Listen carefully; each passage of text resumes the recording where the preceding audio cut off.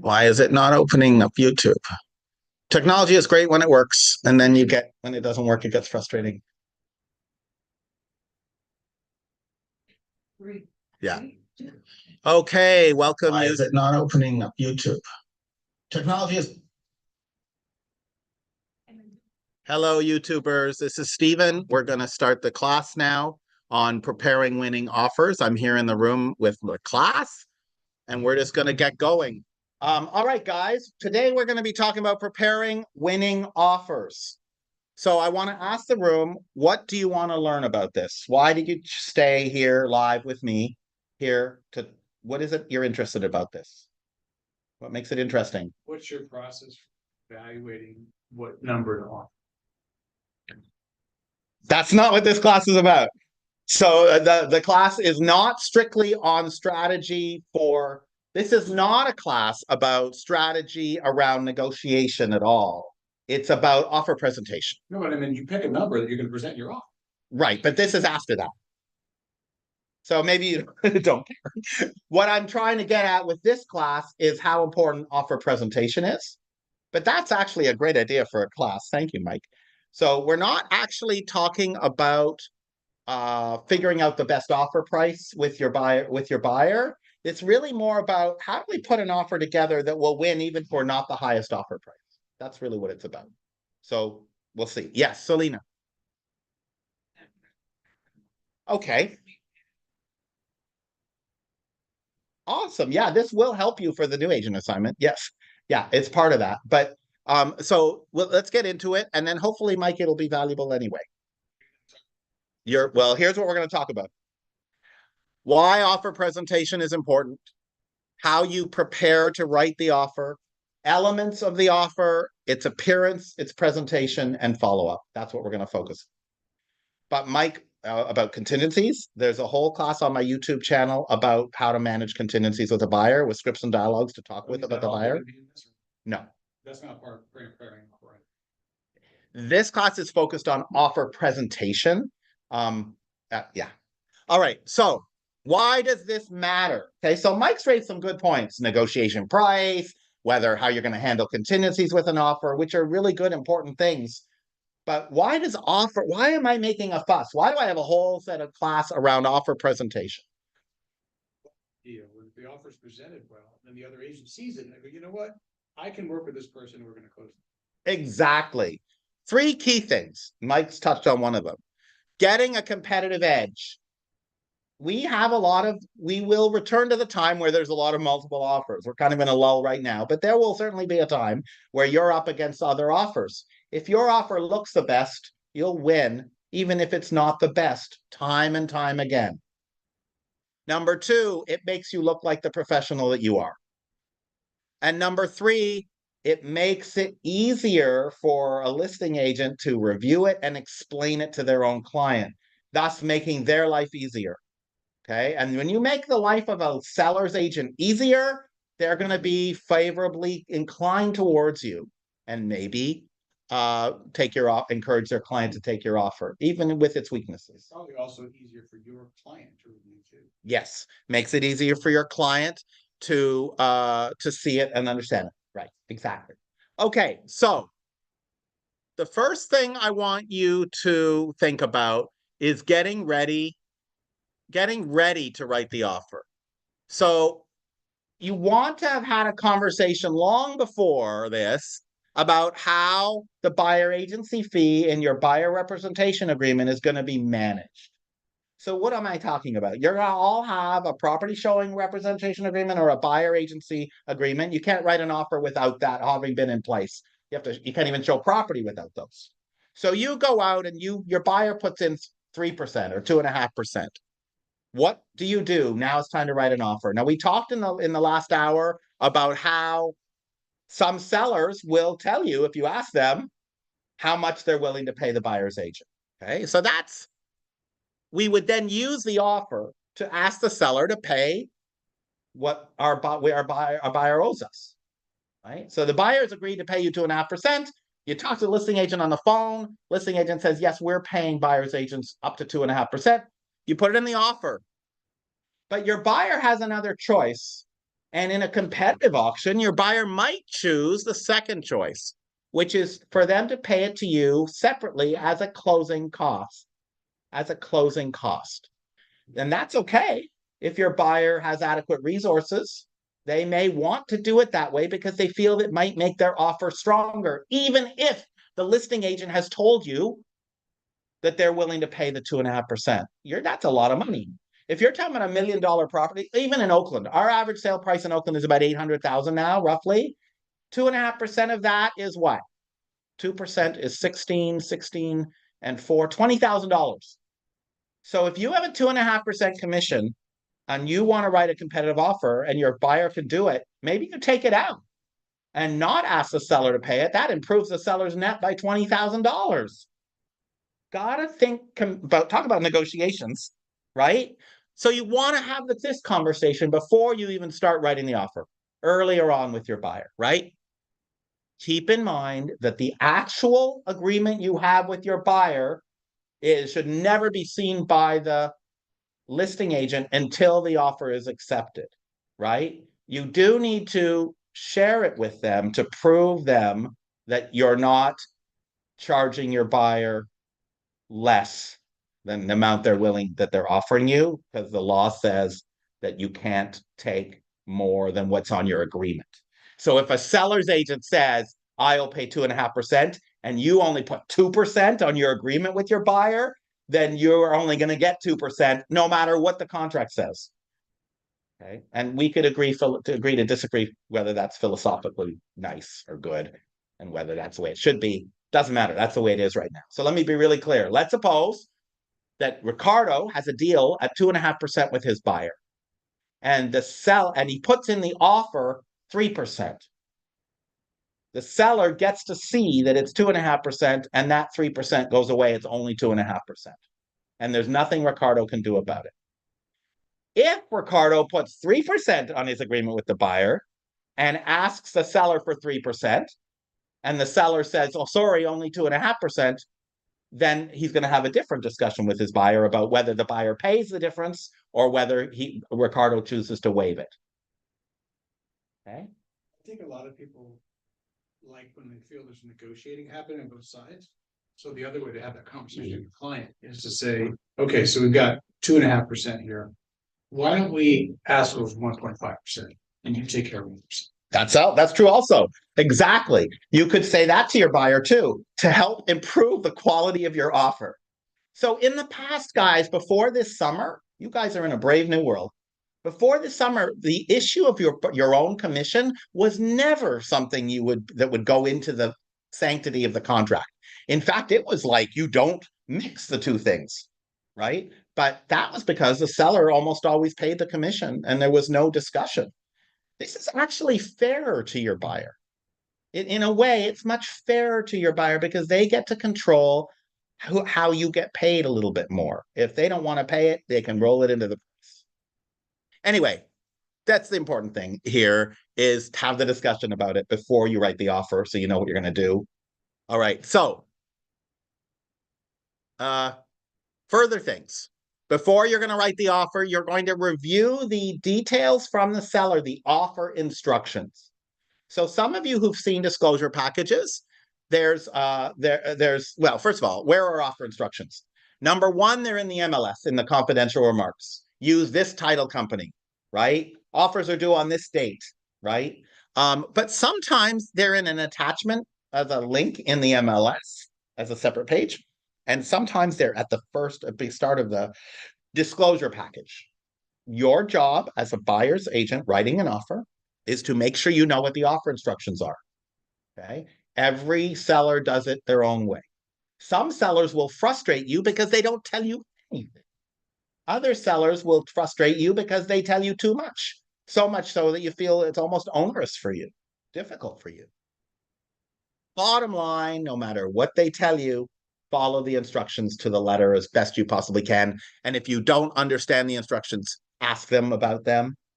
So you're going to contact the listing agent. Even before you've met with your client, you can text them, email them, phone them, whatever. You're going to contact them and say, Mr. Seller, why are you selling?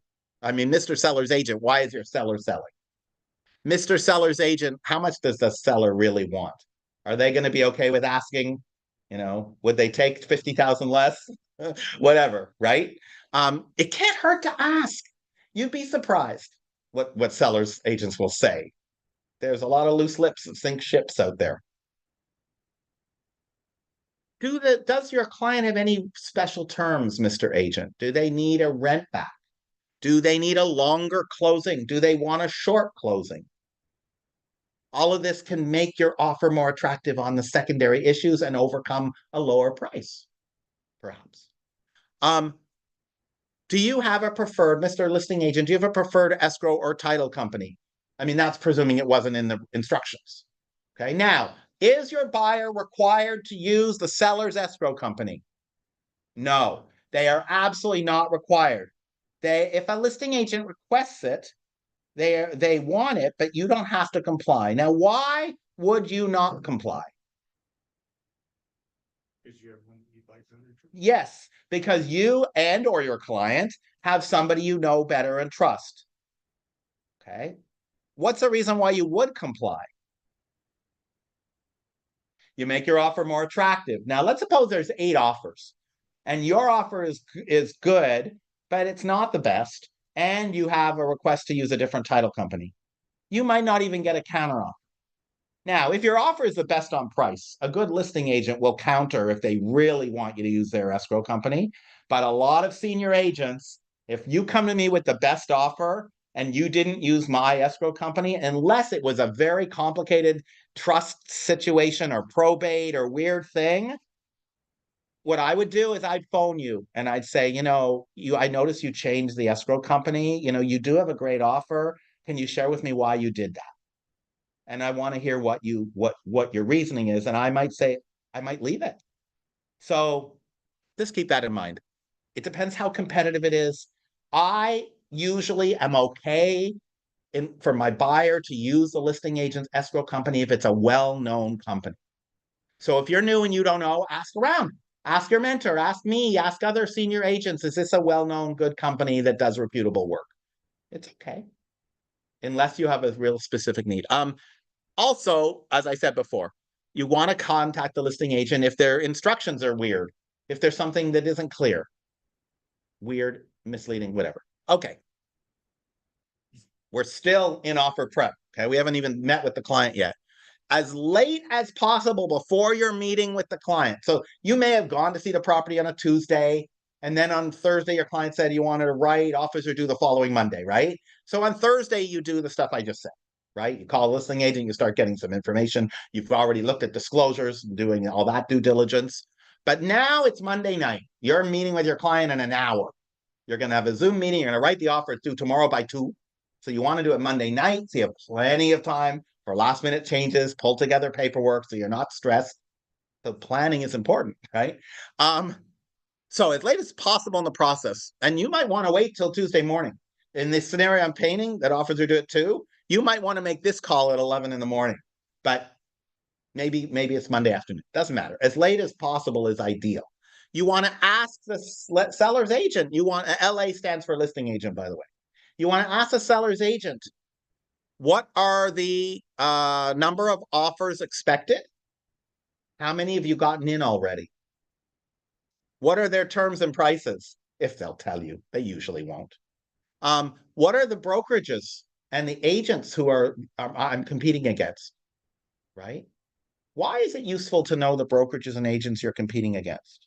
You might have a relationship with them. Yes, and why would that be helpful? It's either a good or a bad thing, but you know how to do. Right. You might know that one of the agents is a shark and is really well known for their skills as a negotiator. You might also know that the other agent hasn't sold a home this year and maybe doesn't have as a non-KW agent, doesn't have good training. And anyway, I think this is good intelligence. I have to admit, I don't ask that as much as I should.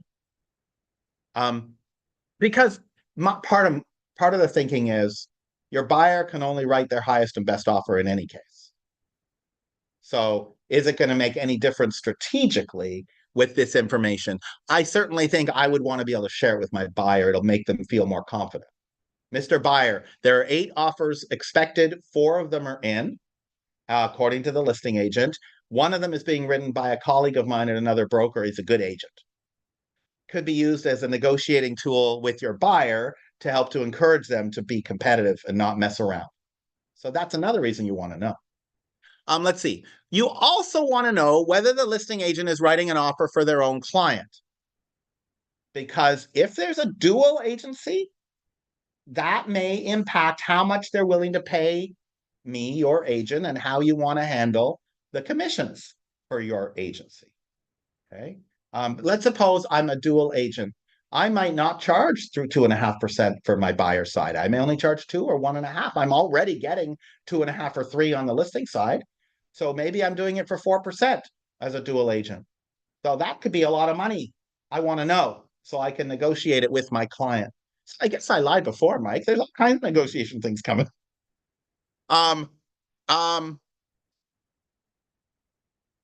What will it take for your client to win? I love this question. Mr. Listing Agent, I know you've had a lot of calls about this property, and I think it's great. All the best for you and your seller. Tell me what it's going to take for my client to win this house. I know no letters in, don't write letters. I took it all out. Our old versions of this presentation had 2 slides on that. I've taken them all out. Agent to agent conversation. Yes. Yes. So what Mike is referring to is the issue of buyer love letters, which are no longer allowed. They're very strongly discouraged. So we don't have a buyer having an opportunity to write a love letter saying, Mr. Seller, your home is great, I want to buy it, which we used to do all the time. So there are 2 opportunities for you to get information to the seller and the sellers through their agent. There's 2 opportunities for it. Number 1 is conversations. You know, Mike, I'm so excited you have your listing. My clients have been looking for a home with a walk-in shower, roll-in shower for 2 months because they don't really want to remodel a bathroom. And so your home has this lovely roll-in shower. It's going to work out really well for them. That I can do agent to agent. And it makes sense because some people, especially if they've owned a house for a while, there'll be parts about that house they love. Yeah. And knowing someone's going to respect that actually matters. Absolutely. That's why I'm disappointed we can't do direct buyer to seller communication anymore. But the other opportunity is we're going to talk about later in the process. You should put such communications into your cover letter with your offer, not just have a verbal. All right, let's see. What will it take for your client? When will the seller be looking at offers received? We have this idea that we submit an offer. We live in such an age of instant gratification, right? We think that as soon as the offer is signed and sent, they're going to look at it right away.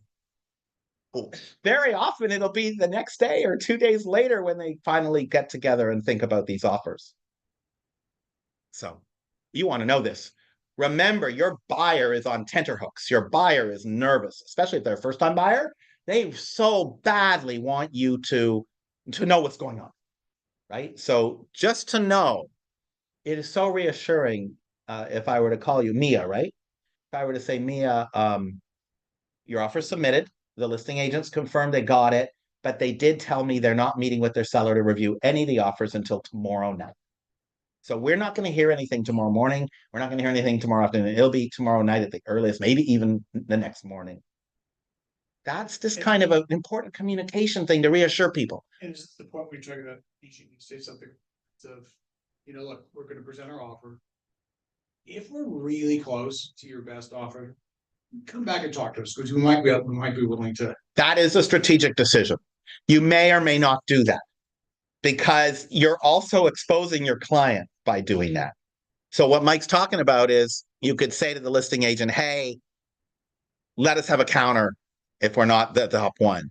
You have to be very careful because then they might counter you even though you were the top one. It depends on your relationship with the listing agent and how they do their business. Some people out there, their ethical standard is maybe different than your own, and they may want to play you. So be careful with that. Yes, Linda. If there's a deadline, is there a deadline for when offers are like responded to? Yes, there's 2 elements there. There may be a deadline for when offers are expected. You're defining as a buyer's agent the deadline for offers to be reviewed.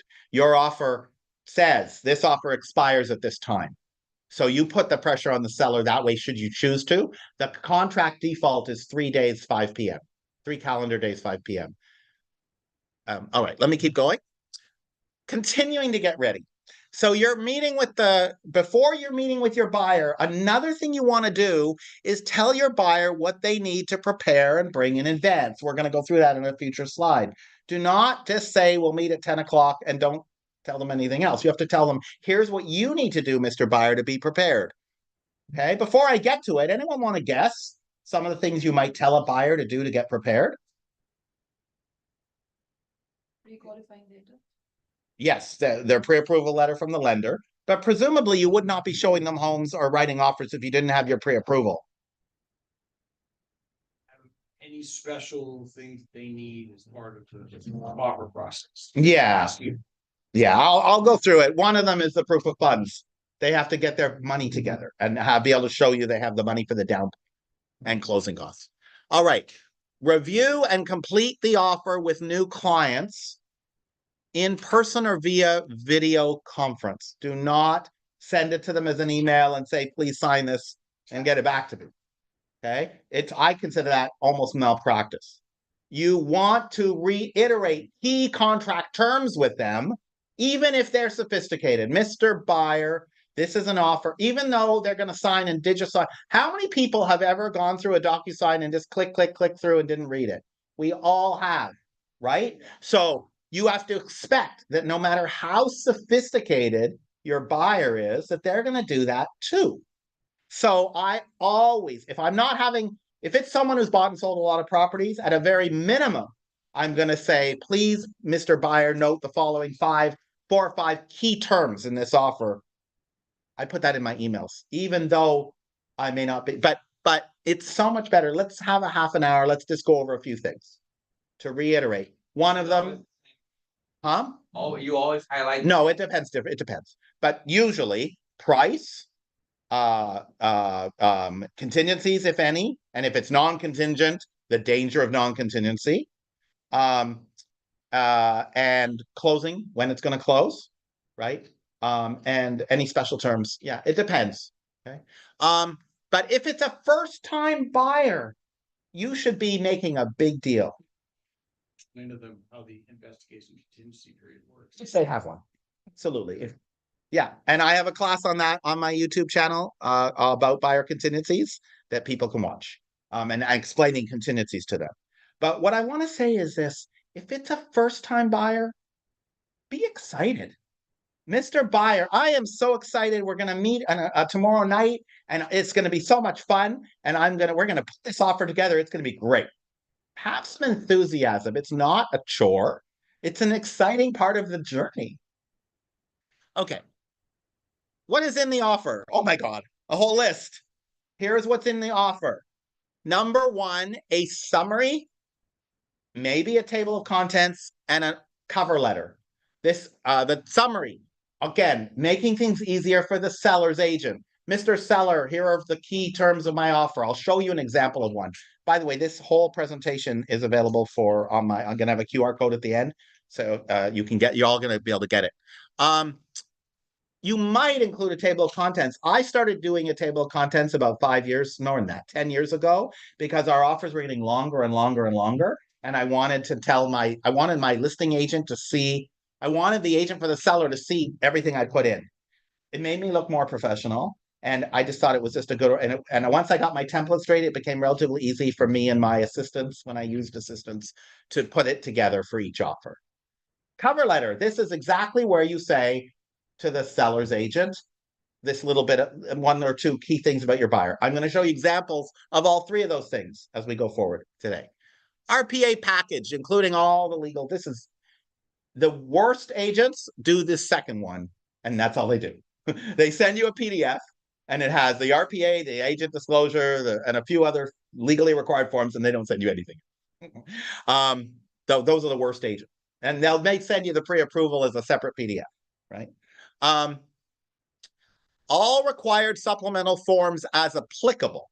So you guys know or may not know that when you write an offer and you click certain checkboxes, it uploads special forms like contingency releases or FHA forms.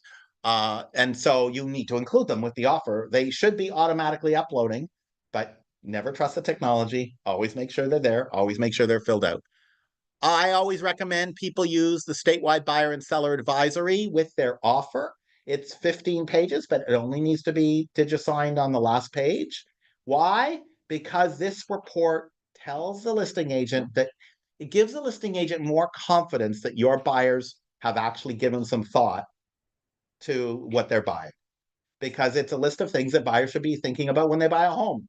So maybe your buyers did, maybe they didn't, but so few people include this with the offer that it shows up to a listing agent. So when I'm a listing agent and I see an offer that has this one and the next one, this buyer, this SBC, I think this agent went through this with the buyer. That's my natural assumption. Not that it's there as a manipulative thing. By the way, this form is in the standard seller disclosure package. So if you're really smart, you extract it from the seller consult, and then you have your buyer sign it. So that's already signed in the offer. Both of them are now countersigned. Another one of these is the market conditions advisory. I love this. I use it almost all the time. The great thing about the market conditions advisory is that it has a clause in it about buyer psychology. Mr. Buyer, please be aware that you choose the price, I choose the price, market conditions vary, blah, blah, blah. You might be upset if you don't get the property, or if it, you might be upset if you get the property because you paid too much without a counteroffer. You might be upset, you might not find a property that's the same. You choose the price. I use this as a consulting dialogue to make sure my buyers understand. And I'm very passionate about it because years ago, before I got my real estate license, I bought a home. I was in the market to buy a home, and the agent I had at the time sort of, convinced me to offer an amount that I thought was too low. We didn't get it. And I was resentful. I said, well, let him talk me into that, right? It was too low. We needed to be more aggressive. I instinctively knew we needed to be more aggressive. So I'm passionate about that. Side too, which is having a conversation before the process is taking place. You can establish with your client, look, this is the offer, you tell me what you want to offer. And discuss at that point how much higher they're willing to go for you, and then that's good for them. Right. Once it starts, they may get panicked and stuff. Right. This is an emotional process. So talking about price with your client beforehand and what their variance is important. But I would add, Mike, that you might find that the passion works towards their favor, because if they really love the home, you might find they surprise you by stretching further than they originally had intended to when the counteroffer comes back higher. Well, every situation's unique. All right, receipt for disclosures. Most of the properties in our area come with a disclosure package, and it has a receipt page. Always have it signed, and it doesn't mean that your buyer is agreeing to everything in the disclosure package. It simply means that they've received it. So Stephen, if you usually in the disclosures package, they also include the SBSA and the MCA. Yes, You do both. I extract them from the disclosure package and put them with my offer. And then even if they ask to sign the disclosures receipt or the cover sheet, you sign it and also send it. Yep. Okay. Yep. It's all part of the package. Now, some listing agents will say, I want the entire disclosure package signed and sent back with your offer. From time to time, they do that, which is a pain in the butt, but they do.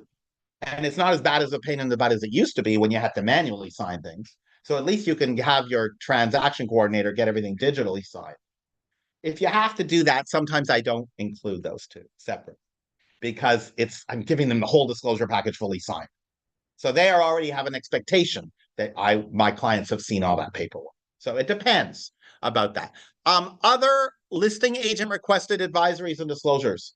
So you're going to have these offer instructions. Sometimes the seller's agent will say, I want you to use this addendum for East Bay Parks or whatever. Some weird addendum that is not standard. Include it. Do what the seller asks you to do, unless your buyer cannot agree to the terms of whatever the document is. But that's very rare.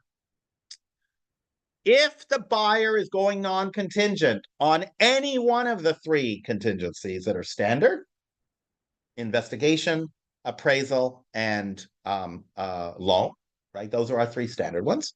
If they're gonna do that, they should include the non-contingent offer advisory. That lets the listing agent know that the buyer has considered the fact that they're going non-contingent. It makes your offer stronger. This isn't just frivolously last minute. It's really powerful. Plus, it protects you. Protects you from the buyer coming back later and saying, you didn't tell me. Yeah, right. You signed a piece of paper that we went over, right? Not that your buyer would ever be duplicitous like that. Never happens. All right, buyer proof of funds. It never used to be standard, but now it's standard. Your offers are expected to include bank statements that show all of the down payment, DP is down payment, and all of the closing costs, CC, closing costs. Your offer should also include the buyer pre-approval letter, okay? If the buyer's getting a loan, whether it's non-contingent or not, okay? These are the basic offer elements, okay? All right, so let's go over a few of them in a little more detail. The first one, the summary page, should be very easy to read. It reads like a letter, right? It should be on a letterhead, your letterhead. It should say, dear, well, I'm going to show you. Very easy to read. It should highlight any specifically favorable offer terms. Okay, Mr. Seller, you requested a free rent back. We're giving you the free rent back. Or any unusual offer terms. Now, if your offer unfortunately has some special terms, you don't want to hide them. I've had that happen. I'm a listing agent and I'm on page 6 when I suddenly realize they're asking for this weird credit or this weird thing. Don't hide it. Be upfront. Don't try to play games. Okay. That's your summary page. Then we have a cover letter, which is a separate page. Okay. The cover letter page should definitely be just one page. And it is going to say, Mr. Seller, this offer is great because of XYZ, right? This property is great because it has something that my buyers want. Not because my buyers are awesome. The property has something they need. Okay, let's focus on the features and amenities of the property. And I always recommend you make a reference to the buyer's financing, their lender, so the lender can be called by the listing agent easily without having to go down to the page in the package with their info. It's right on the cover page, cover letter. And then any special offer circumstances.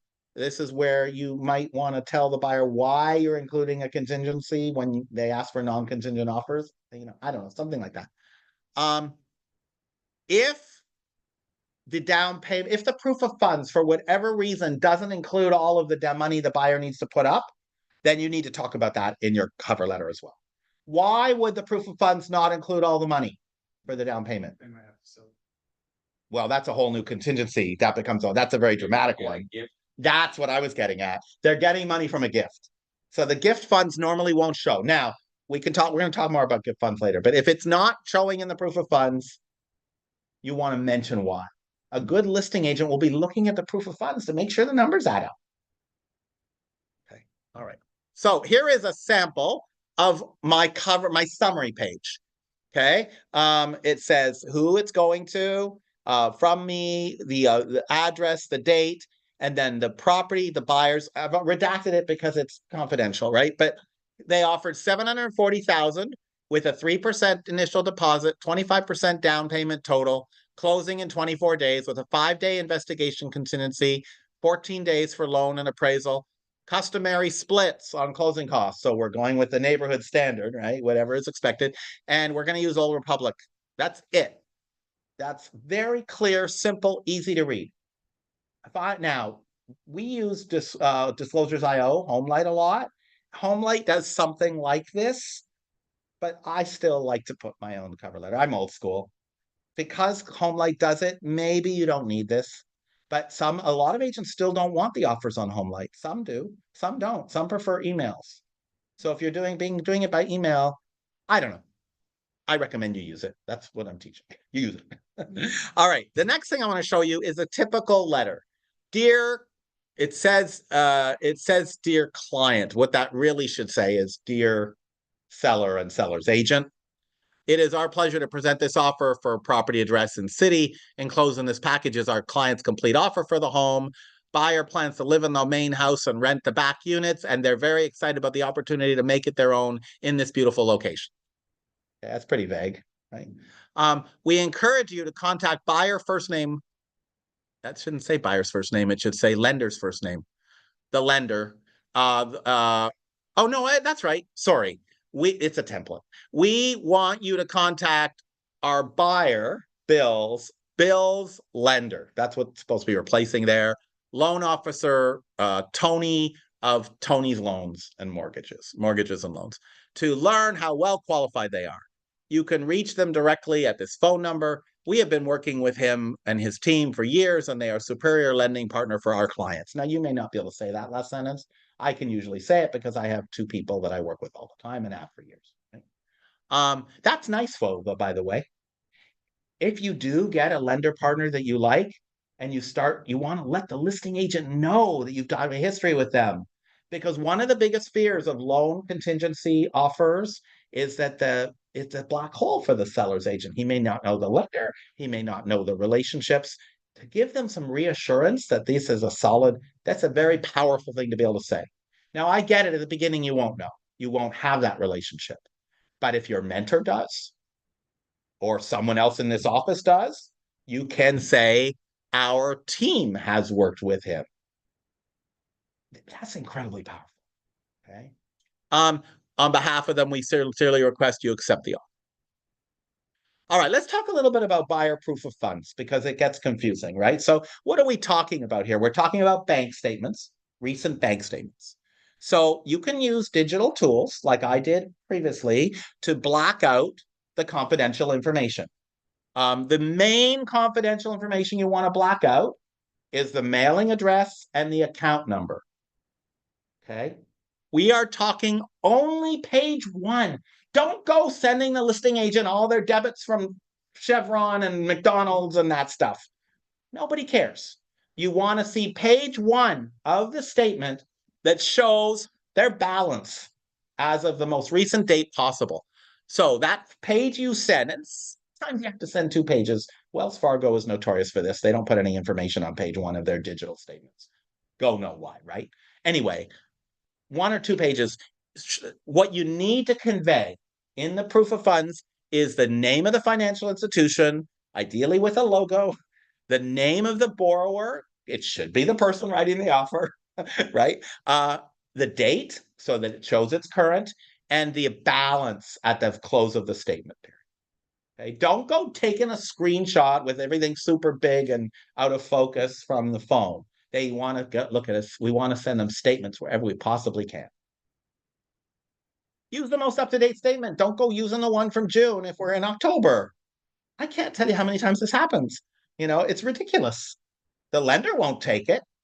Okay. Anyway, you may have multiple bank accounts. I had 6 once. They had 3 checking accounts. They had 2 checking accounts and 1 savings account with 2 different financial institutions because it was a couple that were recently married. So they each had 3, and we needed all that money. We needed to show enough money with statements to establish the required down payment and closing costs. Be strategic.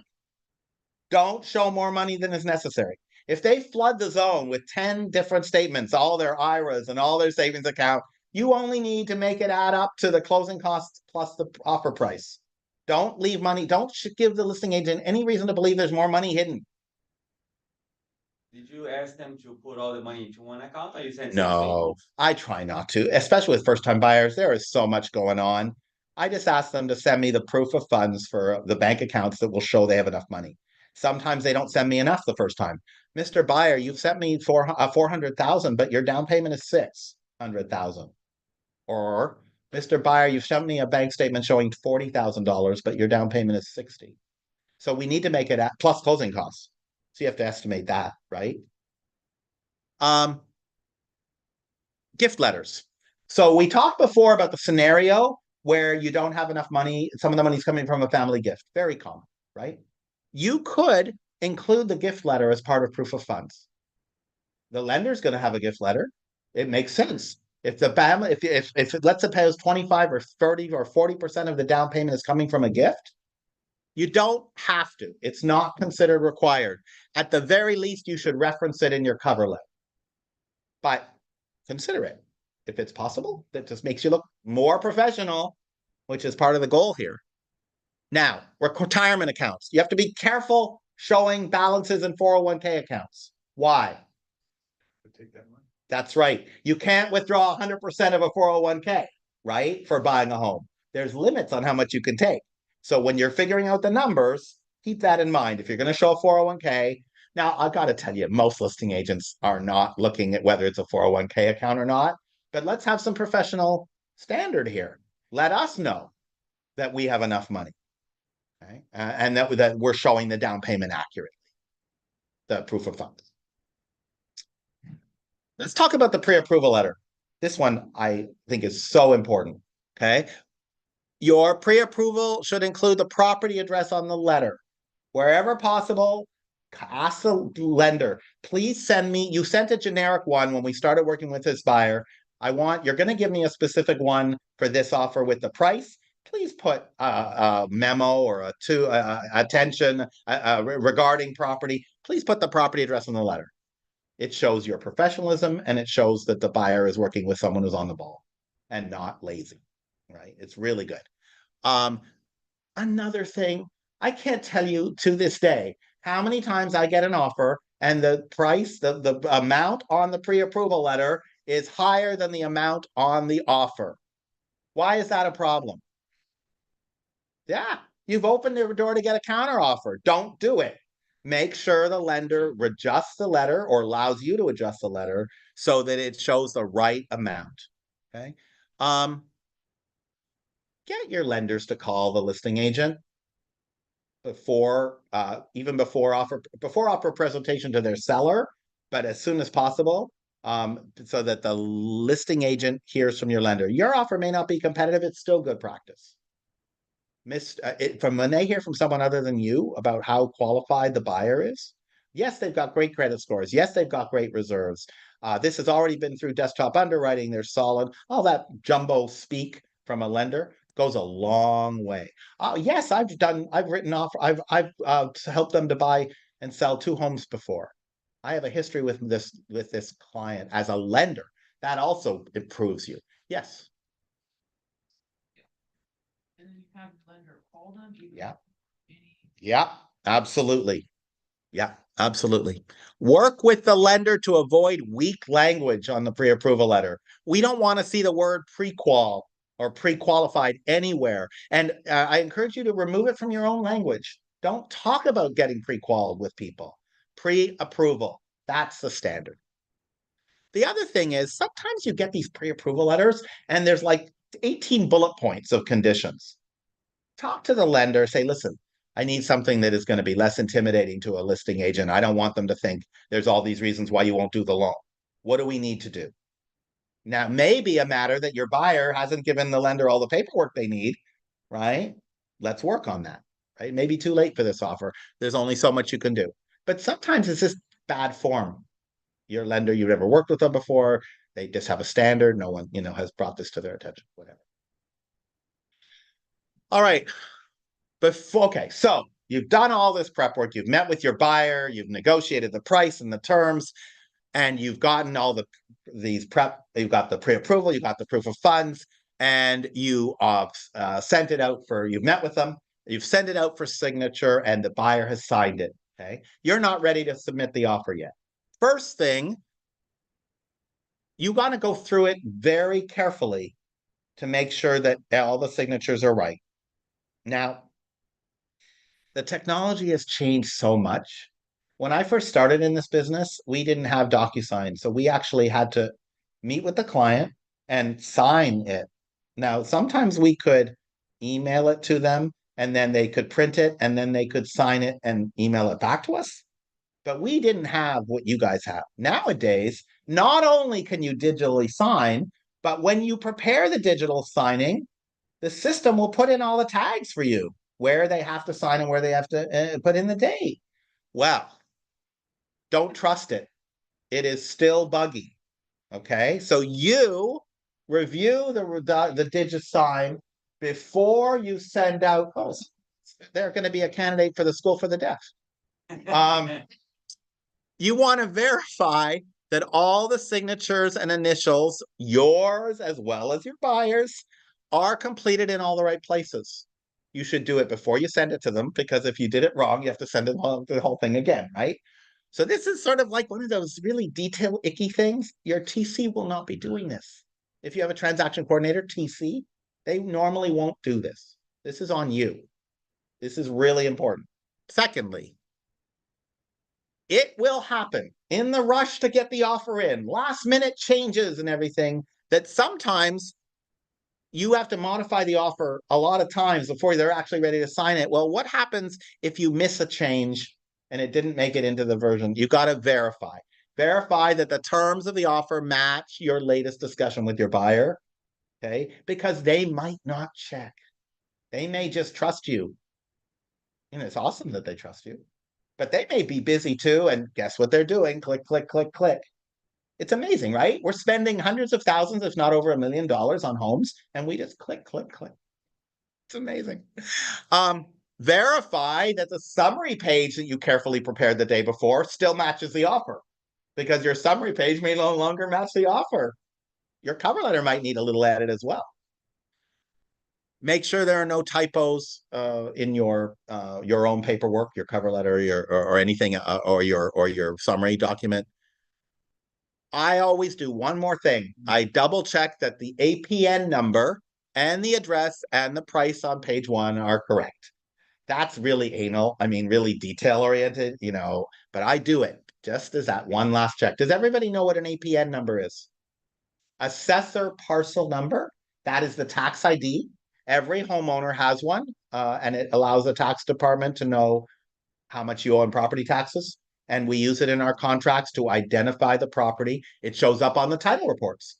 I did a class on title reports, I think it was last week or the week before, and I referenced, it was right there. You do that even if you pull from the MLS? Like, you know how you go and say, find the property and then. It's pretty reliable, because if it's on the MLS, they've copied it from the tax record, so it's pretty good. But my concern is that we forgot to put it on the offer. It's not a required field. If you are still feeling nervous, have your mentor, if you're a new licensee in your first 3 deals, your mentor has to look it over anyway. But after you graduate from the program, maybe you still want to take it to a senior agent. Can you take a quick look at this and make sure I didn't make any? That's okay. Have someone else look at it. Maybe a buddy, a work Or buddy. like a nervous, you Yeah. Yeah. All right. Now, there are 3 ways you can submit the offer. Number 1, HomeLight, Disclosures.io, or some portal that they've shared with you for offer submission. Some listing agents are now saying, we only want offers this way, which is fine. You still, on these portals, have to type in. It is not using some fancy scanning to read the RPA paperwork, the contract paperwork. You have to type in the terms. So when you type them in, make sure it matches your RPA that you're going to attach to the paperwork. Make sure it matches, right? The nice thing about using a portal is it will do automatic notifications when the listing agent opens it, when the listing agent downloads it, when certain things happen. So that's kind of nice. However, many agents still prefer you to email them the offer. If you're being asked to email the offer, it should be in one PDF file, all of it. Do not go sending the listing agent 8 different PDFs. It just makes their life more difficult and hurts you in a very subtle way. What do you like to use for PDF? I use DocuSign. I run it through DocuSign and download it as a combined PDF.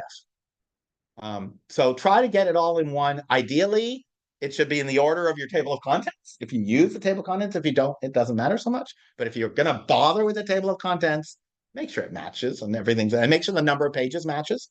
On my table of contents, I actually have a summary of how many pages to expect. So the PDF better match that, or else I've defeated the whole purpose of the organization of the table of contents, right? Adds a little more work to use a table of contents, but I think it adds something. It's work for us. Then you can always go old school, guys. This is even more impressive now. So let's suppose you're writing on a really nice property, maybe 1.5 or 2 million or more. Why not say to the listing agent, hey, I'd like to drop by your office and give you the offer. And you have it nicely printed in a binder, all the same stuff that's going to be in the PDF, but you give it to them. You have a chance to shake their hand or it's nice. And if the property is like multi-million dollar property, why wouldn't you? Also, right on the spot, they can say, no, fix this. Yeah, well, your seller, your buyer isn't there, but yeah, I mean, so just do that. yeah, and you got a deal, right? It's nice. I have rarely had it happen, but I'm not doing a ton of multi-million dollar listings. I had a multi-million dollar listing in Berkeley in 2021, which is pretty much the way we're at now with this stuff. It hasn't changed a lot on offer presentation, and none of the agents wanted to present in person. But if one of them had, I would have been super impressed. I would have thought that's really cool, right? Because you know the agent is invested, they're serious, they're professional. It's a nice little touch. If you are presenting in person, make sure you make enough copies. They may want to have their sellers meet you. That happened too. I was back in the day, this was 2010. We had an offer presentation night and we had an appointment. And the buyer's agents would come in. And I was there with the seller and my broker. So if I was presenting to the seller and the broker and the agent, that's three people, make three copies. Anyway, all the same. Don't give the buyer or their agent the cheap black and white copy. Make them all fine. Anyway. All right, follow up. You're not done yet. You've submitted the offer in any one of those ways, right? You're not done. The last thing is follow up. So for email or digitally submitted offers, I want you to confirm receipt of the offer and confirm when the seller is going to look at it. It is not, well, we'll get that in a minute. I want you to do that. Okay, it's professional. I want you to advise the client, text is okay. Hey, I submitted your offer. And then follow that up 5 minutes later. The listing agent has confirmed receipt. Okay, the listing agent, and follow up again. The listing agent says they're going to meet with their seller first thing tomorrow morning, whatever. If you are doing this in-person thing, make sure you send the email version right away, as soon as you can from your car, ideally. Have it all ready to go. And if you meet someone in person, send them a handwritten thank you note. Even if you just have it in the car and you're going to give it to the receptionist, that's just good form. And the same thing, advise the client that offer's been presented and when your response expected. For all offers, your job is not complete until receipt confirmed. Legally, I don't care in this point of view. From the point of view of your professional obligation, you want to confirm that it's received. The law says different about whether anyway, we'll get to that in a minute. But I don't care what the rules are legally for what is a complete offer. I want you to confirm. Okay. The other thing is, don't let your buyers hang. Let them know each and every step. That's why agents get a bad name, by the way, because they ghost their own clients in the middle of an offer presentation. I mean, can you imagine how stressful that it would be? It happens not with KW people, I hope. And you should keep in touch with your clients, even if the listing agent is ghosting you. Okay, and you could share with your buyer. It's really unusual. They should be getting back to me. I will continue to hound them until I hear from them. But don't leave your buyers hanging. Even if you feel uncomfortable, don't do it. All right, a couple of RPA things. Question, what defines offer ratification? That is, how do you know your offer's been accepted? What is the last thing? What is the confirmation? Seller signs it, sends it back to you, and I believe that you have to execute. You're out. Yeah. You You're on the right track. You send it to them and then they sign it. And then they send it back to you, whether you saw it or not. Yes, but that is correct. But it's whether you saw it or not is the important part, and it could go either way. Offer or counter offer signed by both parties, and it has been emailed or delivered to the other party. So let's suppose that Ricardo writes an offer and the seller loves it. The seller signs it with their agent, and the seller's agent at 11:30 at night emails it back to Ricardo. He's already gone to bed. I mean, he was really eager to find out, but he was tired. He went to sleep. Okay. The offer is considered ratified at 11:30 at night, even if he doesn't see it until 8 or 9 in the morning. Okay. That's really important. Another scenario, Mia writes an offer and Tenzin seller says, you know, we like Mia's client's offer, but we want $10,000 more. Tenzin sends a counter offer to Mia, and Mia gets it at 8 o'clock at night. You go back to your buyers, and the buyers say, yeah, we'll agree to the counter offer. Okay. Your buyers sign it, and you email it back at 10 o'clock at night to the listing agent, Tenzin. You're ratified, even if she doesn't see it till the next morning. So the key part is the final party of the agreement sends it to the other side. And then that sets in motion all the dates. Yeah, absolutely. We're going to get to the next question. Make sure when you're doing these offers that you have the right email address on the last page of the RPA. That's very important, because if you have the wrong email address, it's different than what the listing agent wanted and advertised in the MLS and advertised in Disclosures.io, then you haven't really delivered the contract. All right. When is day one? An offer gets accepted. Let's take our first example, at 11:30 at night. Ricardo sees it the next morning. What is day one? The next day, yes. It doesn't matter that Ricardo didn't see it till the morning. Day one is always the day after ratification. Now, what if that same listing agent had sent it over with a timestamp on the email of 12:01 a.m.? So then the next day, the day one would be the following day, even if Ricardo sees it in the morning, which sucks for the listing agent. He doesn't want that. Does that all make sense? Day one is never the day of ratification. It is the day after ratification. And this is super important, because if you are promising a 21-day closing, you got to count the days, right?